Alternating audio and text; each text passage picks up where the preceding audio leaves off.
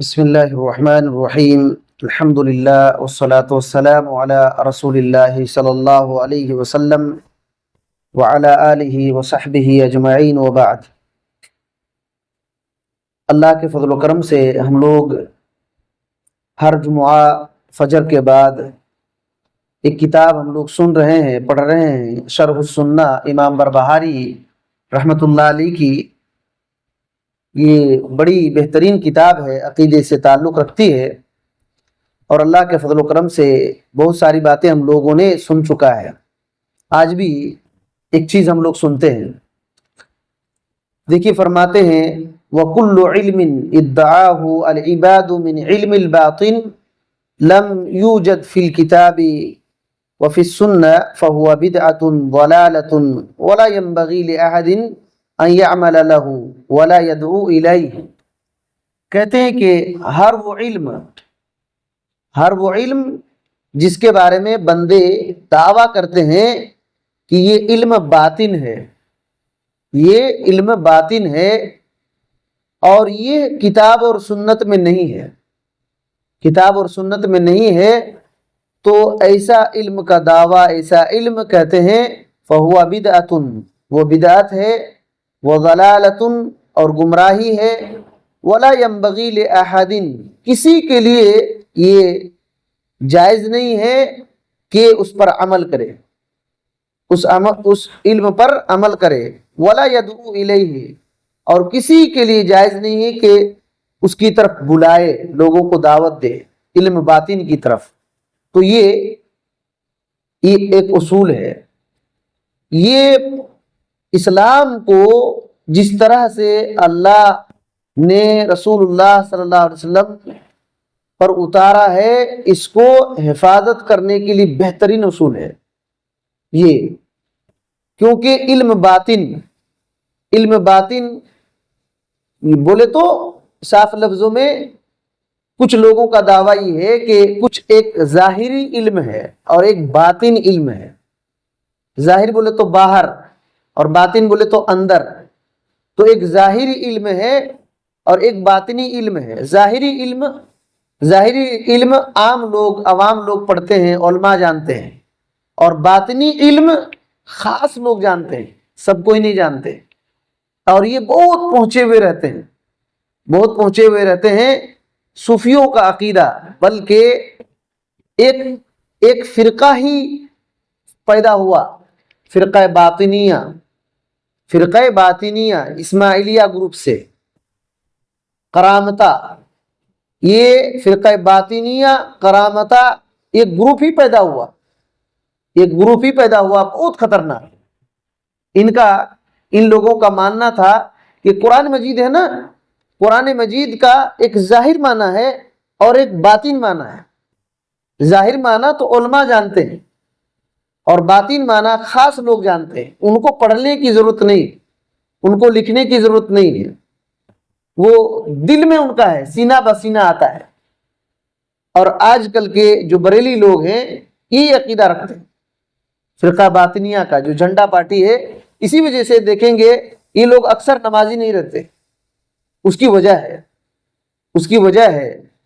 تو یہ بہت خطرناک فرقہ ہے، اور اسی وجہ سے میں نے کہا کہ یہ بہت بہترین اصول ہے۔ دین کو جس طرح سے نازل ہوا اللہ کے نبی صلی اللہ علیہ وسلم پر، اس کی حفاظت کے لیے بہت بہترین اصول ہے، یہ بہت بہترین اصول ہے۔ شیخ صالح الفوزان حفظہ اللہ اس کی وضاحت کرتے ہوئے کہتے ہیں کہ علم الباطن عند الباطنیہ من الاسماعیلیہ، اسماعیلیہ ایک فرقہ ہے، اس میں سے ایک شاخ ہے باطنیہ فرقہ۔ تو اور اس کے انہی لوگوں کی طرح بہت سارے ایسے لوگ ہیں جو یہ کہتے ہیں کہ اِنَّا لِلنُّصُوصِ ظَاہِرَةً وَبَاطِنًا، نصوص یعنی قرآن حدیث کا ایک ظاہر معنی رہتا ہے اور ایک باطن معنی رہتا ہے، ایک ظاہر معنی رہتا ہے اور ایک باطن معنی رہتا ہے، اور کہتے ہیں الباطن لا يعرفه الا خواصه، اور باطن جو معنی رہے گا یہ معنی صرف خاص لوگ جانتے ہیں، ان کے خاص لوگ جانتے ہیں، اور ظاہر معنی یہ عام لوگ جانتے ہیں۔ گویا کہ شریعت بھی دو طرح سے ہے، دین بھی دو طرح سے ہے، ایک عام لوگوں کا دین اور ایک خاص لوگوں کا دین، بلکہ ان لوگوں نے یاد رکھیے 3 درجے رکھے ہیں، ایک شریعت اور طریقت اور معرفت۔ شریعت، طریقت، معرفت۔ شریعت عام لوگ عمل کریں گے، عام لوگ عمل کریں گے، ان کو کچھ بھی پتہ نہیں ہے، علم باطن معلوم نہیں ہے۔ اور اسی طریقے سے اس سے تھوڑا سا آگے بڑھیں گے تو طریقت میں جائیں گے، چلیں گے آہستہ آہستہ ان کے نماز روزے سب معاف ہو جاتے ہیں، اور معرفت پہنچ جاتے ہیں تو کچھ بھی نہیں کرنا ہے ان کو کچھ بھی نہیں کرنا ہے۔ معرفت بولے تو اللہ کی پہچان ہو گئی، اب کیا کریں گے؟ اور کہاں سے دلیل دیتے ہیں جانتے ہیں؟ قرآن مجید سے۔ تعجب کی بات ہے، وَعْبُدْ رَبَّكَ حَتَّى يَأْتِيَكَ الْيَقِينُ، اللہ تعالیٰ کی اس وقت تک عبادت کرو جب یہاں تک کہ یقین ہو جائے، یقین آ جائے۔ تو کہتے ہیں کہ یقین ہو گیا، اللہ سے ملاقات ہو گئی، اللہ کو دیکھ لیا، یہ لوگ دیکھ لیتے ہیں، تو اب ہم کو عبادت کس کی کریں گے؟ یہی تو مقصد ہے عبادت کرنے کا، اللہ تک پہنچنے کا۔ ہم لوگ پہنچ گئے، اب عبادت کرنے کی، نماز روزے کی کوئی ضرورت نہیں۔ حالانکہ حتیٰ یاتی الیقین کا مطلب ہے موت، یعنی موت تک اللہ کی عبادت کرو۔ تو یہ مسئلہ ہے ان لوگوں کا۔ بہرحال شیخ صالح الفوزان حفظہ اللہ کہتے ہیں کہ ان لوگوں نے اس طریقے سے عام اور خاص میں بانٹ دیا۔ شیخ فرماتے ہیں یقولون، یہ لوگ کہتے ہیں کہ المراد بالصلاۃ الدعاء، نماز سے مراد دعا ہے۔ نماز ہم لوگ پڑھتے ہیں نا، تو ان لوگوں کا کہنا ہے کہ نماز کا مطلب ہے کہ دعا کرنا۔ اللہ اکبر!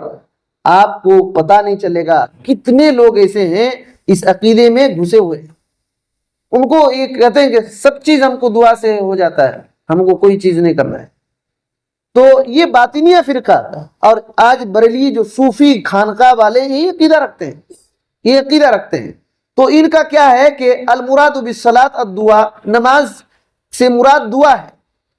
فمن دعا فقد صلی، جو آدمی نے دعا کر لیا گویا کہ اس نے نماز پڑھ لیا، دعا کر لیا تو اب نماز پڑھ لیا۔ اور کہتے ہیں لیس المراد الصلوات الخمس وصلاۃ النافلہ، ان کا جو ہم لوگ 5 نماز پڑھتے ہیں اور نفلی وغیرہ پڑھتے ہیں، اس کا مراد نہیں ہے نماز سے، کہتے ہیں کہ دعا مراد ہے نماز سے، یہ باطنیہ ہے۔ اور کہتے ہیں وَيَقُولُونَ أَنَّ الْمُرَادَ بِالزَّكَاةِ طَهَارَةُ النَّفْسِ، کہتے ہیں کہ زکوٰۃ کا مطلب ہے کہ دل کی صفائی، دل کی صفائی، طہارت، صفائی مراد ہے زکوٰۃ سے۔ زکوٰۃ سے مراد یہ نہیں کہ مال دو، مال دینا اس سے مراد نہیں ہے، دل صاف کر لو بس۔ کیونکہ زکا، دیکھیے زکا سے آیا ہے، زکا منع ہوتا ہے صاف کرنا، تو کہتے ہیں دل صاف کر لو وہی زکوٰۃ ہے، دل صاف کر لو وہی زکوٰۃ ہے۔ قد افلح من زکا، قد افلح من زکا من تزکا، جو قرآن مجید میں الفاظ آتے ہیں تو کہتے ہیں وہی اس سے مراد ہے، وہی زکوٰۃ ہے۔ تو یہ بات ہے۔ اور کہتے ہیں المراد بالصیام، روزے سے مراد ہے کہ اپنے باطن کو، اپنے راز کو، مذہب کو چھپا کر رکھو، اپنے مذہب کو چھپا کر رکھو۔ کیونکہ صیام، روزہ رکھتے ہیں نا تو اللہ اور بندے کے علاوہ کسی کو معلوم نہیں رہتا ہے کہ یہ روزہ ہے، کیونکہ وہ دکھانے کی چیز نہیں۔ تو کہتے ہیں کہ یہی تو ہے روزے سے مراد ہے کہ اپنے مذہب کو چھپاؤ۔ روزے سے مراد بھوکے پیاسے رہنا نہیں ہے دن بھر، یعنی سب بیوقوفی ہم لوگ کر رہے ہیں، اور نبی کریم صلی اللہ علیہ وسلم، صحابہ اکرام نے جتنا بھی کیا سب بیوقوفی کیا، انہی لوگوں کو دین سمجھ میں آیا ہے۔ تو یہ حالت ہے۔ اور کہتے ہیں کہ اس کا نام، یہ لوگ یہ جو باطن مانا کر رہے ہیں نا، اس کا کہتے ہیں کہ اس کا نام دیتے ہیں کہ سری نظام، یعنی باطنی نظام، باطنی سسٹم۔ اور کہتے ہیں کہ حج کا مطلب یہ ہے کہ اپنے مشائخ کے پاس جانا، اپنے پیر، اپنے مشائخ جس پر بیعت کرتے ہیں ان کے پاس جانا، یہی حج کا مطلب ہے، یہی حج کا مطلب ہے۔ اس سے مراد بیت اللہ کے لیے عمرہ اور حج کرنے کے لیے جاتے ہیں، وہ حج کا مطلب نہیں ہے۔ اپنے مشائخ کے پاس جس پر بیعت کیے ہوئے ہیں ان کے پاس جانا، اس کا ہی مطلب ہے حج کے لیے جانا۔ اور یہ دیکھیے جوک در جوک کہاں جا رہے ہیں؟ اجمیر جا رہے ہیں کہ نہیں جا رہے ہیں؟ یہ سب باطنیہ کا اثر ہے، یہ سب باطنی فرقہ کا اثر ہے۔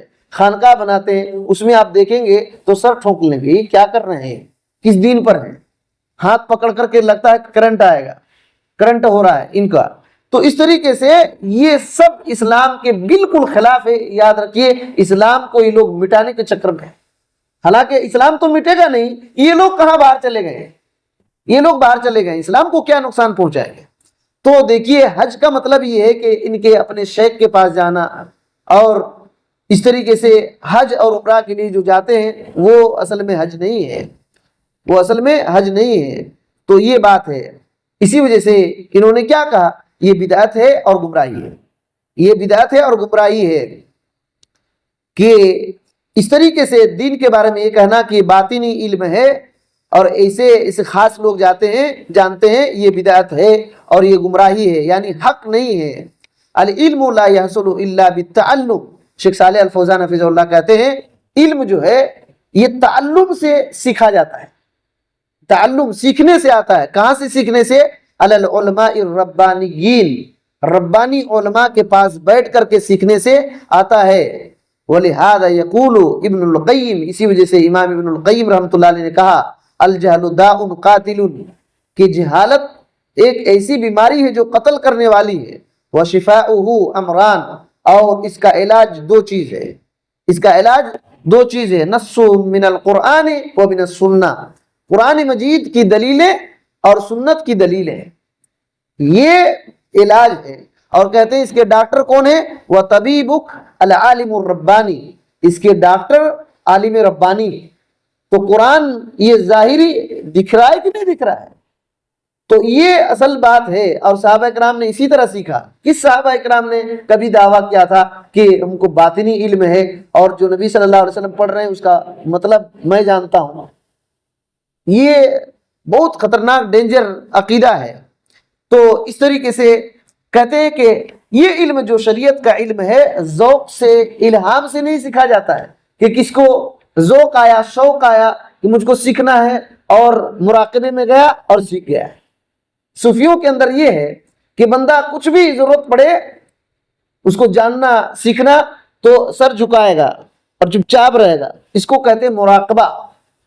مراقبے میں گیا اور بس الہام آ گیا، انہی کو الہام آتا ہے، انہی کو زیادہ جب چاہے تب الہام آتا ہے۔ یہ بہت خطرناک گمراہ لوگ ہیں، کہتے ہیں کہ الہام سے، ذوق سے یہ علم نہیں آتا ہے۔ اور باطنیہ کا یہ علم ہے، باطنیہ فرقہ کا، کہتے ہیں کہ رسول اللہ صلی اللہ علیہ وسلم اور صحابہ اکرام رضوان اللہ علیہم اجمعین جو علم دیے تھے وہی اصل میں علم ہے، وہی اصل میں علم ہے، اور اس کے علاوہ سب جہالت ہے اور ضلالت ہے، گمراہی ہے۔ لیسا علماء ولا ہدا، اس کے بغیر کوئی نہ ہدایت پر رہ سکتا ہے اور نہ ہی وہ علماء بن سکتا ہے اور نہ ہی اس کو علم کہلانے کا لائق ہے۔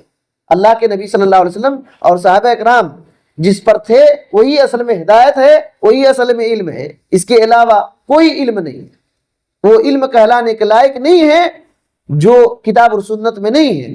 ان العلم لیس فی الکتاب والسنہ انما ھذا للعوام، وہ لوگ کہتے ہیں باطنی لوگ کہ کتاب اور سنت میں جو علم ہے یہ عوام کے لیے ہے اور خاص لوگوں کے لیے باطن کا علم ہے، اور وہ لوگ صرف خاص لوگ ہی جانتے ہیں۔ تو اس طریقے سے یہ لوگ کہتے ہیں۔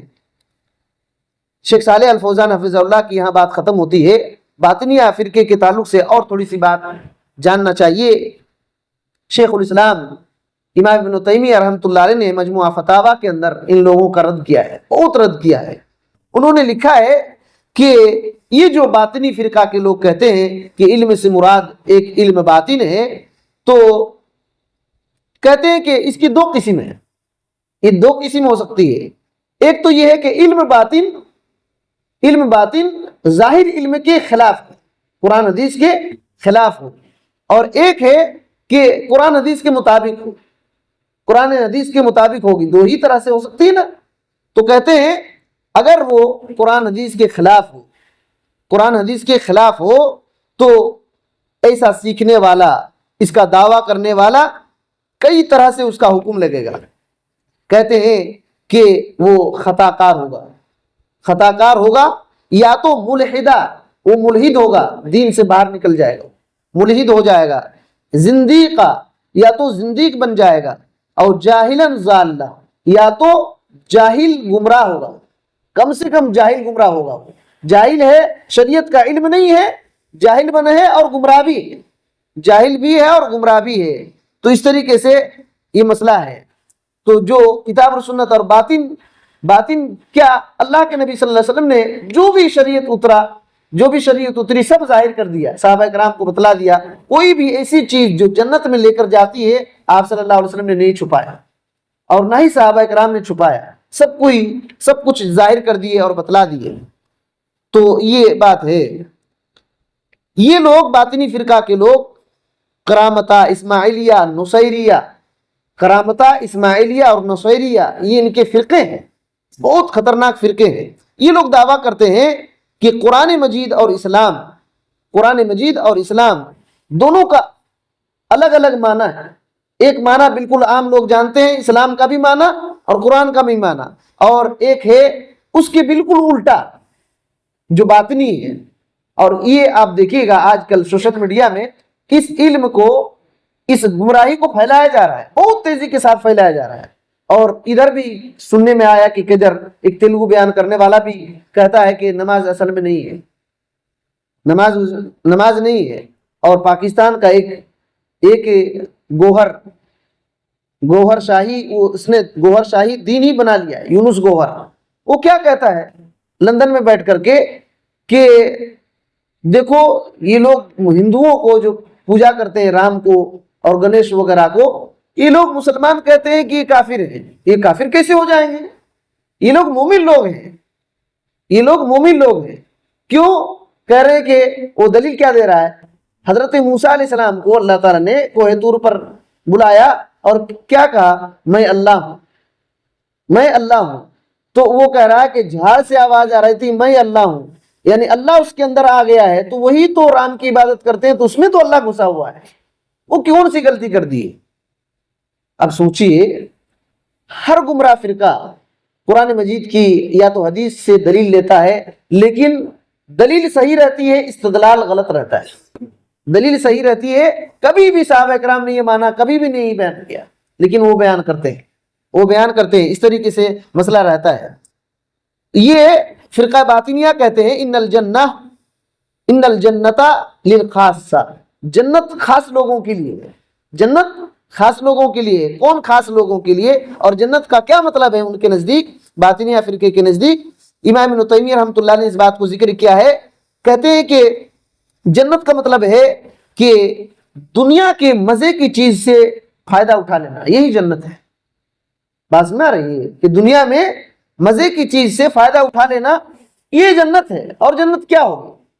ہمارا کیا عقیدہ ہے کہ جنت اور جہنم دونوں مخلوق ہیں، اور اللہ تعالیٰ قیامت کے دن فیصلہ کر کے وہاں کسی کو داخل کرے گا، اور وہ پیدا کر چکا ہے، یہ دنیا میں نہیں ہے یہ ابھی دنیا میں جنت بھی نہیں اور جہنم بھی نہیں ہے۔ لیکن فتنہ یہ باطنی فرقہ کا کہنا ہے کہ دنیا میں مزے کی چیز سے فائدہ اٹھا لینا یہی جنت ہے۔ اور جہنم کس کو کہتے ہیں جانتے ہیں؟ اللہ اکبر، کہتے ہیں النار ہی التزام الشرائع، جہنم شریعت کو لازم پکڑنا جہنم ہے۔ شریعت جو دین ہے، ہم نماز روزہ کرتے ہیں تو اس کو لازم پکڑ کر نماز روزہ پڑھنا یہ جہنم میں ہے۔ اس میں کیونکہ تکلیف ہوتی ہے، الدخول تحت اثقالها، کیونکہ شریعت بھاری ہے، اس کے بوجھ میں اگر کوئی داخل ہو گیا تو یہی جہنم اس کی زندگی بن جائے گا، یہی جہنم ہے۔ آپ سوچئے، اللہ کے نبی صلی اللہ علیہ وسلم اسی چیز کو پھیلانے کے لیے آئے، اور اسی چیز کو باطنی فرقہ نے جہنم بنا دیا۔ اسی وجہ سے یہ باطنی فرقہ، ان کو مزہ لوٹنا ہے، بس ان کو مستی کرنا ہے، کیونکہ اب یہ سب 5 وقت وضو کریں گے، نماز پڑھیں گے، حج کے لیے جانا ہے، یہ سب محنت کی بات ہے نا، تو سب کو چھوڑ دو، بس دعا کر لو ہو گیا۔ تو اس طریقے سے کتنا خطرناک بات ہے کہ یہ لوگ جہنم کہتے ہیں کہ شریعت کو جہنم بنا دیے، اور کہتے ہیں کہ اللہ کے نبی صلی اللہ علیہ وسلم نے کہا تھا نا کہ قیامت سے پہلے ایک جانور نکلے گا جو لوگوں سے بات کرے گا۔ یہ حدیث، صحیح حدیث میں بات موجود ہے کہ ایک جانور نکلے گا لوگوں سے بالکل بات کرے گا انسانوں کی طرح. وہ لوگ باطنی لوگ کیا کہتے ہیں, یہ علماء ہی وہ جانور ہیں. یہ علماء جو ہیں قرآن حدیث بولتے ہیں وہی جانور ہیں. دابا قرآن حدیث بول رہے ہیں, لوگوں کو سمجھا رہے ہیں, یہی وہ جانور ہیں. دابا اللہ کے نبی صلی اللہ علیہ وسلم نے جو کہا ہے کہ بات کریں گے لوگوں سے, وہی جانور ہی جانور یہ علماء ہیں. دابت الارض سے مراد وہ علماء کو مراد لیتے ہیں. اور جبریل کا کیا مطلب لیتے ہیں؟ اللہ اکبر. جبریل کا مطلب نعوذ باللہ من ذالک, وہ لوگ کیا کہتے ہیں جبریل سے مراد ہے عقل. جبریل سے مراد عقل ہے. گویا کہ اب سوچئے کہ نبی کریم صلی اللہ علیہ وسلم نبی صلی اللہ علیہ وسلم کے پاس جبریل نہیں آتے تھے, آپ سوچتے تھے ہاں ایسا کرنا ہے ویسا کرنا ہے. سوچئے یہ حالت ہے. جبریل کا مطلب ہے کیا کہ عقل, اور قلم سے مراد ہے عقل. جو پہلے عقل پیدا کیا گیا, سب سے پہلے اللہ کے نبی صلی اللہ علیہ وسلم نے کیا کہا؟ قلم پیدا کیا گیا. تو ان کا کہنا ہے کہ قلم نہیں, اس سے مراد ہے سب سے پہلے جو عقل پیدا کیا اس سے مراد ہے. اس طریقے سے اور یہ لوگ اسی طریقے سے بہت سارے اور خرافات بکتے ہیں. مثال کے طور پر قرآن مجید کے اندر ایک آیت ہے سورہ یاسین میں 12ویں آیت, سورہ یاسین میں 12ویں آیت, وَكُلَّ شَيْءٍ أَحْصَيْنَاهُ فِي إِمَامٍ مُبِينٍ. اللہ تعالیٰ نے کہا کہ ہم نے ہر چیز کو امام مبین میں شمار کر کے رکھ دیا ہے. امام مبین سے مراد جو ہے لوح محفوظ ہے. لیکن یہ لوگ کیا کہتے ہیں, اس سے مراد حضرت علی ہے. حضرت علی ہیں, حضرت علی ہیں. اسی وجہ سے یہ لوگ کیا کہتے ہیں, حضرت علی رضی اللہ تعالیٰ عنہ علم کے دروازہ ہیں.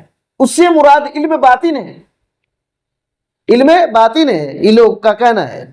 تو اور اسی طریقے سے ایک آیت کریمہ کی تشریح میں تبت یدا ابی لہب ہے نا, تبت یدا ابی لہب, تو اس سے مراد جو ہے نا یدا ابی لہب, دونوں ہاتھ سے مراد ابو لہب کے دونوں ہاتھ سے مراد حضرت ابو بکر اور حضرت عمر رضی اللہ تعالی عنہما ہے. باطنیہ فرقہ کا تفسیر دیکھیے. یہ جو ظاہر دکھ رہا ہے کہ ابو لہب کے دونوں ہاتھ برباد ہو, اللہ تعالی نے کہا, تو ان لوگوں کا کہنا ہے کہ ابو لہب کے دونوں ہاتھ کا یہ مطلب ہے کہ حضرت ابو بکر اور حضرت عمر رضی اللہ عنہ, حضرت ابو بکر اور حضرت عمر رضی اللہ تعالیٰ عنہ. اور اسی طریقے سے سورہ توبہ میں جو 12ویں آیت ہے فَقَاتِلُوا أَئِمَّةَ الْكُفْرِ, اللہ تعالیٰ نے کہا کہ کافروں کے جو بڑے بڑے ائمہ ہیں, سردار ہیں, ان سے قتال کرو. اس سے مراد ہیں بڑے بڑے ائمہ کافروں کے سردار, اس سے مراد ہیں حضرت طلحہ اور حضرت زبیر. حضرت طلحہ اور حضرت زبیر, یہ تفسیر دیکھیے. اسی طریقے سے سورہ اسراء میں جو 60ویں آیت میں ہے وَالشَّجَرَةَ الْمَلْعُونَةَ فِي الْقُرْآنِ, قرآن میں جو شجرہ ملعونہ ہے, شجرہ ملعونہ ایسا جھاڑ جس پر لعنت کیا گیا, تو اس سے کہتے ہیں اس سے مراد بنو امیہ ہے. بنو امیہ کی خلافت ہے, بنو امیہ کی خلافت ہے. اسی طریقے سے یہ جو سورہ نازعات کی 17ویں آیت ہے, اللہ تعالیٰ نے کہا اذهب الى فرعون انه طغى, اذهب الى فرعون انه طغى. حضرت موسیٰ علیہ السلام کو کہا نا کہ فرعون کے پاس جاؤ, اور یہ فرعون نے شرکسی کیا ہے. اس سے مراد کیا ہے؟ فرعون کی طرف جانے کے لیے کیا کہا ہے؟ اس سے مراد کہتے ہیں کہ اس سے مراد دل ہے, دل ہے, اس سے مراد دل ہے, یعنی دل کی اصلاح کر دو. اب سوچئے اور یاد رکھیے, صوفیوں کا کہنا ہے, صوفی بہت غلو کرنے والے صوفی کا کہنا ہے کہ فرعون پکا مسلمان تھا, مومن تھا. فرعون پکا مومن تھا. ابن عربی صوفی جو ابن عربی ہے, ایک تو اہل سنہ والجماعہ کے بہت بڑے امام تھے ابن العربی, ایک ہے ابن عربی. تو صوفی جو ابن عربی ہے, جو ارطغرل غازی جو ایران سے ایک بنایا گیا فلم کی طرح, سیریل کی طرح, اس میں پکا صوفیت پھیلایا گیا دنیا میں. اس کے اندر ابن عربی ایک بوڑھا رہتا ہے, وہی ابن عربی کا پورا رول ادا کرتا ہے. یعنی ایران نے صوفیت پھیلایا ہے ارطغرل غازی سے, اور اس کے اندر وہی ارطغرل غازی کا جو ابن عربی ہے, اس کا یہ عقیدہ تھا کہ فرعون پکا مسلمان تھا, پکا مومن تھا. اس طریقے سے بات ہے. اور قرآن مجید میں سورہ بقرہ میں 60 پر 7ویں آیت میں جو ہے کہ ان اللہ یأمرکم ان تذبحوا بقرہ، اللہ تعالیٰ نے حکم دیا گائے کو ذبح کرنے کے لیے نا، تو اس سے کیا مراد ہے؟ گائے سے مراد نفس ہے، نفس کو ذبح کرو۔ اسی وجہ سے صوفی لوگ کیا کہتے ہیں؟ نفس کو مارو، نفس کو مارو، ادھر سے ایک مرتبہ اللہ اللہ کرو، ادھر سے ایک مرتبہ اللہ اللہ کرو، اور نفس کو مارو، نفس کو مارو، نفس کو۔ یہ اب گائے کو ذبح کرنے کے لیے اللہ تعالیٰ نے کہا، تو یہ لوگ کہتے ہیں کہ نفس، اور کچھ لوگوں نے، شیعہ لوگوں نے بقرہ سے مراد حضرت عائشہ رضی اللہ تعالی عنہا کو لیا ہے کہ اللہ تعالیٰ نے حکم دیا کہ گائے کو ذبح کرو، اس سے مراد عائشہ رضی اللہ تعالی عنہا ہے۔ اور شیعت کے اندر باطنیت بہت ہے، اسی وجہ سے شیعہ فرقے کے اندر ایک اصول ہے تقیہ، تقیہ ایک اصول ہے۔ وہ لوگ جھوٹ بولتے ہیں اور جھوٹ کو چھپاتے ہیں، اور جب تک تقیہ نہ کرے تب تک شیعہ نہیں ہوگا، جب تک تقیہ نہ کرے تب تک شیعہ نہیں ہوگا۔ ان کا دین ہے تقیہ کرنا، جھوٹ بولنا، جھوٹ کو چھپانا، کچھ بولیں گے اور اندر کچھ سے کچھ مراد لیں گے۔ اہل الحدیث علماء نے بہت رد کیا ہے اس باطل عقیدے کا۔ علامہ احسان الہی ظہیر رحمت اللہ علیہ شیعوں کا جتنا رد کیے ہیں بر صغیر میں کسی نے رد نہیں کیا ہے۔ بر صغیر میں یعنی ہندوستان، پاکستان، بنگلہ دیش، یہ بر صغیر کہا جاتا ہے، جتنا انہوں نے رد کیا اتنا کسی نے رد نہیں کیا۔ اردو لکھنے والوں نے، عربی میں اصل میں ہے اور اس کا ترجمہ بھی خود انہوں نے کیا۔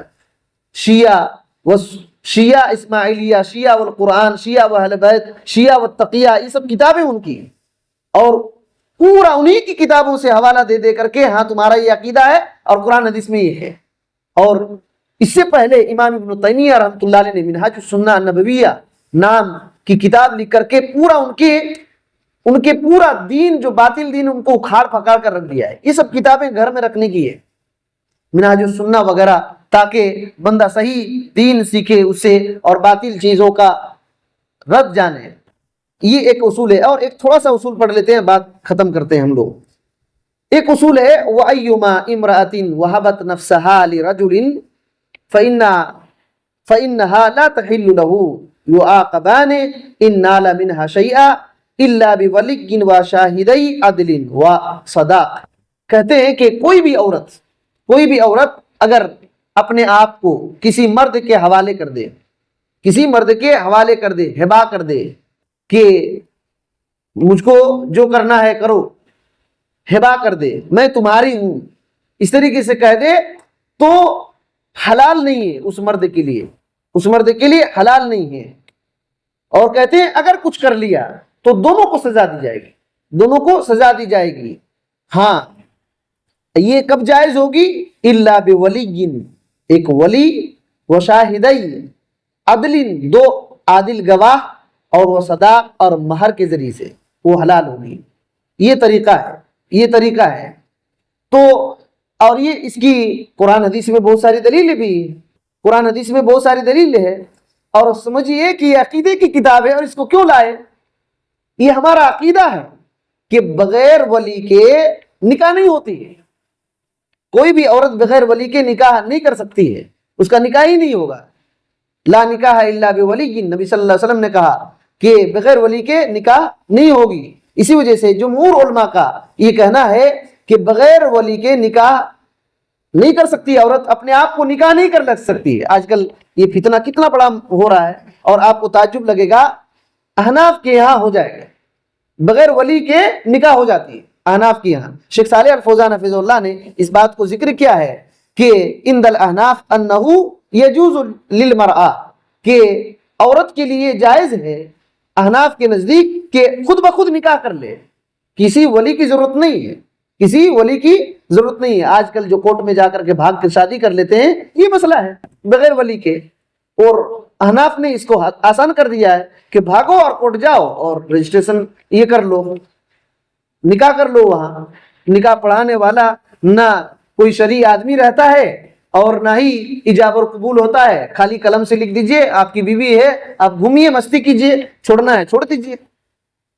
یہ اتنا بڑا، اتنی خطرناک گمراہی کا راستہ ہے۔